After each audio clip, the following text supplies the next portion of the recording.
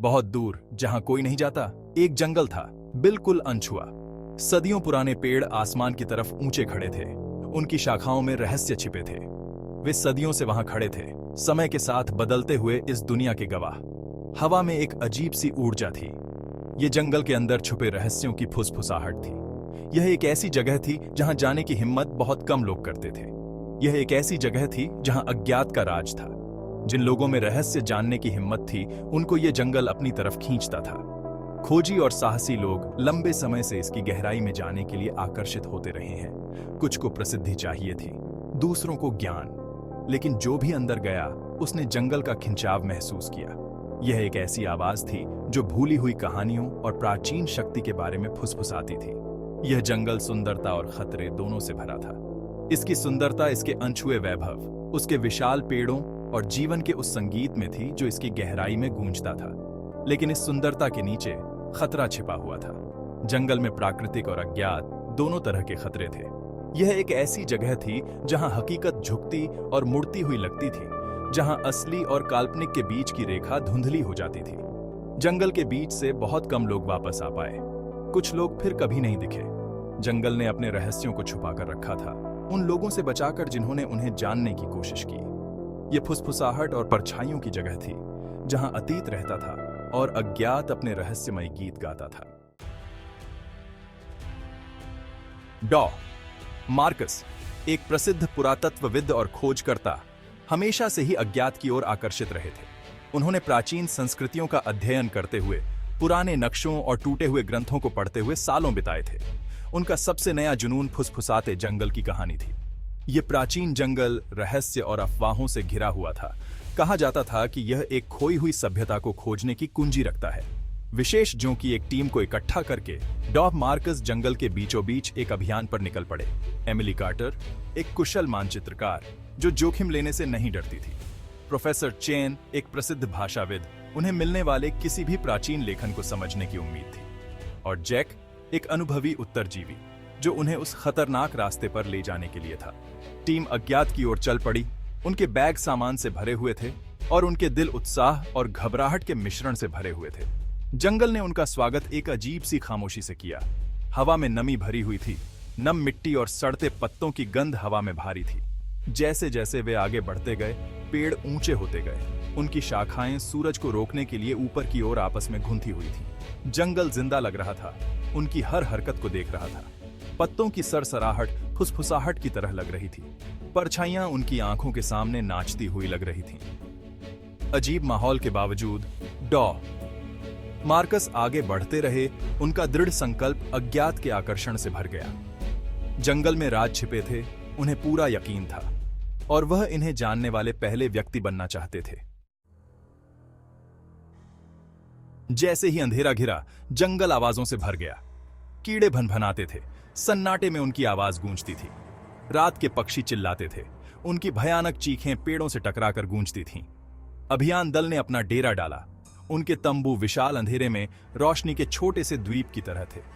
वे एक जलती आग के चारों ओर बैठे थे, उसकी गर्मी और रोशनी में आराम तलाश रहे थे। जैसे ही आग बुझी, शिविर में बेचैनी फैल गई। आग की लपटों से परछाइयां नाचती थीं, जो भयानक आकार लेती हैं, जो अंधेरे में मुड़ और टेढ़ी होती दिखाई देती थी। चारों ओर जंगल से फुसफुसाहट सुनाई दे रही थी। पत्तों की सरसराहट और टहनियों के टूटने की आवाजें आ रही थी। हालांकि हवा शांत थी। कुछ ठीक नहीं है, वह धीरे से बोली। उसकी आवाज घबराहट से भरी हुई थी। मुझे लग रहा है कि कोई हमें देख रहा है। दूसरों ने उसकी बेचैनी को हंसी में उड़ाने की कोशिश की, लेकिन रात के सन्नाटे में उनकी हंसी बनावटी लग रही थी। नींद मुश्किल से आई। अजीब सपने और परेशान करने वाले बुरे सपने आते रहे। ऐसा लग रहा था जैसे जंगल उन पर हावी हो रहा है, अपनी उपस्थिति से उनका गला घोंट रहा है। टीम के प्रत्येक सदस्य ने भय का एक बढ़ता हुआ एहसास महसूस किया। एक ऐसा एहसास कि वे किसी प्राचीन और खतरनाक चीज में फंस गए हैं। वे जंगल में अकेले नहीं थे। अगली सुबह वे एक खुली जगह पर पहुंचे। बेलों और काई से ढंके हुए टूटे हुए पत्थर के ढांचे आसपास के जंगल के बिल्कुल विपरीत खड़े थे। ये एक प्राचीन सभ्यता के खंडहर थे, जिन्हें सदियों पहले जंगल ने निगल लिया था। जैसे ही वे खुली जगह में कदम रखते हैं, टीम पर विस्मय और घबराहट छा जाती है। खंडहर टूटी हुई दीवारों, ऊंची इमारतों और काई से ढकी मूर्तियों का एक जाल थे। समय और प्रकृति ने अपना काम कर दिया था, लेकिन बाकी बचे हुए हिस्से एक खोए हुए वैभव की कहानी कह रहे थे। जैसे जैसे उन्होंने आगे खोजबीन की, उन्हें पत्थर पर उकेरे गए अजीब नक्काशी मिली। प्रोफेसर चेन, उनकी आंखें उत्साह से चमक रही थीं। उन्होंने उन्हें प्राचीन रिचुअल्स और भूले हुए देवताओं के चित्रों के रूप में पहचाना। प्रोफेसर चेन ने जटिल नक्काशी के साथ एक उंगली ट्रेस करते हुए कहा, ये प्रतीक एक शक्तिशाली शक्ति की बात करते हैं, कुछ प्राचीन और हमारी समझ से परे। उनकी आवाज विस्मय और थोड़े से डर से धीमी थी। नक्काशी में अपार शक्ति वाले प्राणियों को दर्शाया गया था, अजीब जीव जिन्हें शब्दों में बयां नहीं किया जा सकता था। उन्हें मनुष्यों से घिरा हुआ दिखाया गया था। ऐसा लग रहा था कि वे उनकी पूजा कर रहे हैं या शायद बलिदान दे रहे हैं। तस्वीरें सुंदर और परेशान करने वाली दोनों थीं, जो जंगल के नीचे दबे एक काले इतिहास की ओर इशारा करती थी। टीम ने बेचैनी का बढ़ता हुआ एहसास महसूस किया। जंगल में राज छिपे थे। यह बात साफ होती जा रही थी कि ये राज उनके लिए नहीं थे। जैसे जैसे दिन रात में बदलते गए, जंगल टीम पर एक अजीब सा प्रभाव डालने लगा।